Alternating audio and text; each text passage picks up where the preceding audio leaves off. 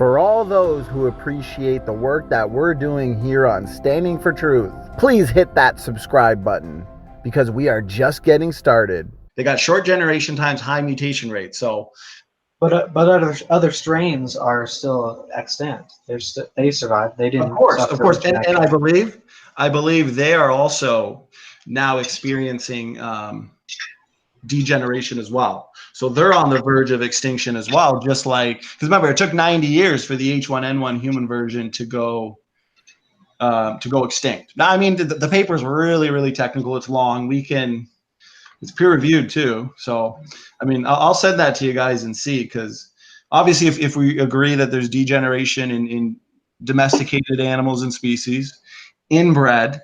But the thing is, I mean, RNA viruses in general, they are known to be prone to error catastrophe and spontaneous mutational meltdown. I believe that that's pretty well documented. Don't you agree, Snake? Yeah, some of them.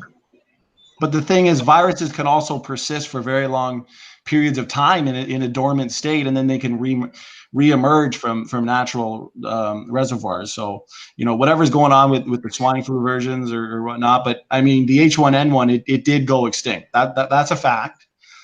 You know, read the paper, see what your explanation is to it. And then even how come this mutation accumulation rate is not uniform in all populations?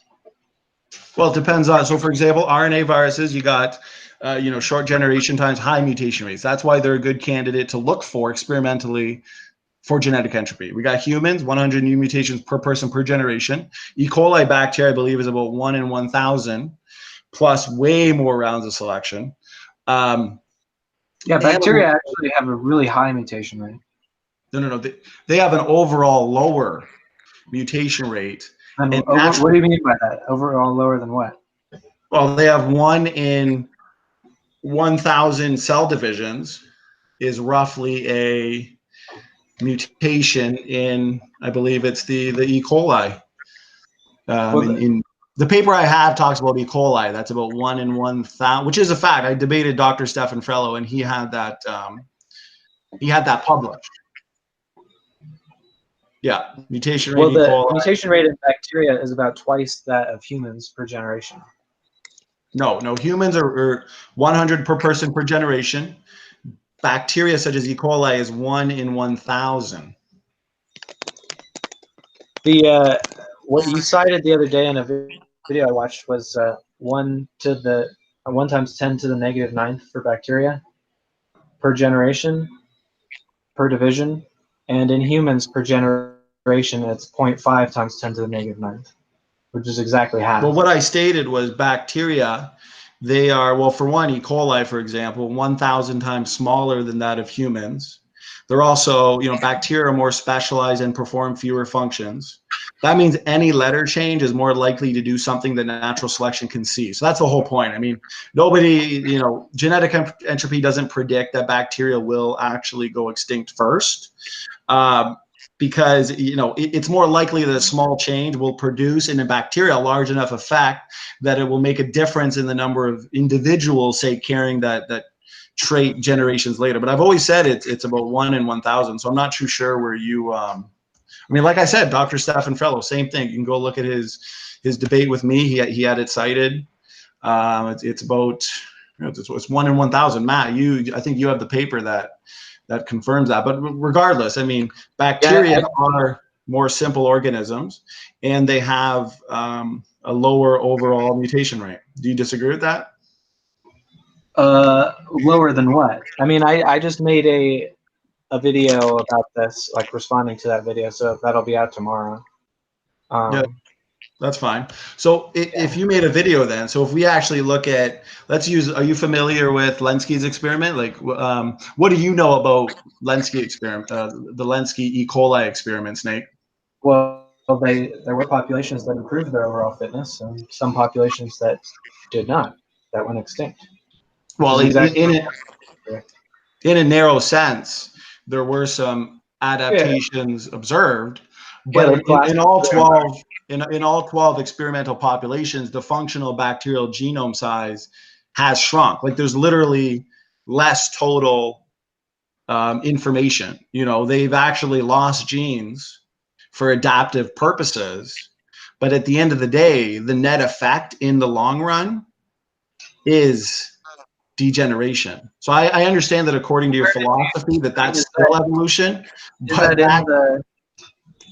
is that in the study that there's degeneration? Yes. Any of the Yeah. studies? It talks about that. For every single population?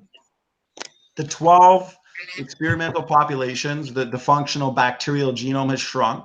There's papers documenting the beneficials that were observed. Okay, so yeah, it is documented, and a lot of it was due to loss of biological functions, loss of, well, I mean, reductive evolution is known in bacteria. You can look for papers, reductive evolution in bacteria, and you'll get a ton of papers. Bacteria are just known to do that. You know, they'll lose genes, especially in artificial environments, you know, genes that are not necessary in that environment.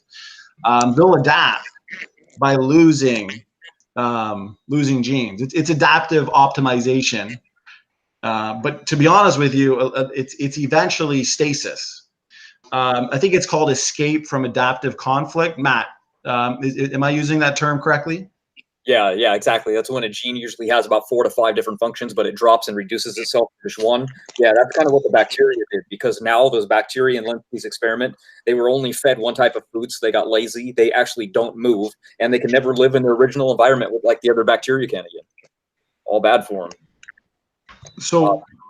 So I know, so Snake, you love, yeah, great points, Matt. You love to go to the fossil record, you know, to validate, you know, universal common ancestry. But if we look at the long-term E. coli experiment, I think it's more than 60,000 generations now. Matt, what is it, about 100,000 generations now?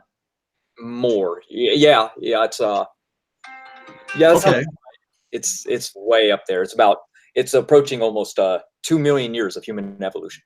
So what's funny is this famous evolutionary experiment, okay, proves that in deep time, which you're looking to, Snake, when you look to the fossil record, even given a model population that should be optimal for validating evolution, proves that populations don't evolve, and instead they devolve. So I understand that you stand by your philosophy, but based on this real-time observable experiment, it's science fiction. You know, well, it actually proves that they survive a lot longer than they should if there was genetic entropy, and they have evolved new proteins and new functions. No, they've. But I don't think this is really that productive, because I can admit like that there is genetic entropy.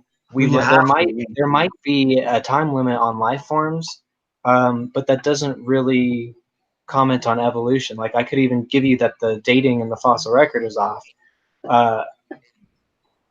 but that doesn't really affect the theory of evolution. See, but the thing is, you know, you said that fitness was increased in this experiment, right? But the thing is, you can even look at the paper, like this fitness increase, it's only in a narrow sense versus a broad sense, because in broad sense, if you're gonna, the best definition of fitness is total functionality. Would you not agree? That seems kind of like a word salad. Okay, well, what's your the best definition of fitness should be total functionality, not just looking at a single trait. Fitness for your environment. Right. So the fitness for this environment was like if you use the full meaning of fitness, total functionality given this environment, all 12 of the population have experienced a net loss of function. And so they have reduced total functionality as needed in the real world. Okay. Yes, to adapt to this environment, they've lost genes, but bacteria do that in the real world too. So real world they've gained function in some genes, and the genes that they've lost function for, I mean, those can be beneficial mutations. There are loss of functions that are beneficial. Well, yes, according to like your belief system, you know, losing genes and, you know, breaking down pre-existing functional systems is going to take your bacteria-like organism to a biologist, but there's no science to support that. In our new house, we tore down, just one sec, in our house, new house, you know, we're doing renovations, we tore down the wall that separates the kitchen and the living room. That was adaptive. But guess what? We destroyed that wall that separates the two rooms in order to make a bigger room. Now, at the end of the day, if someone told me, how'd you build the house? And I told them that, well, that's not explaining how I build the house. That's just, it's just like these bacteria, you know, it's a net loss of information. You look to a trade-off, of course, but the question is the trade-off sustainable? And obviously it's not, because if fitness is increasing in a very narrow sense, okay, you know, a certain portions of the genome is increasing in fitness, but the greater portion is simply just losing information and degenerating. Well, at the end of the day, if it comes down to a net gain versus a net loss, that's a net loss of fitness. And, you know, you can disagree and say, oh, that's evolution, you know, that's how evolution works, but there's no science to actually back that up. You know, the long-term E. coli experiment, the largest evolutionary experiment there is currently, proves creation and not evolution. Go ahead.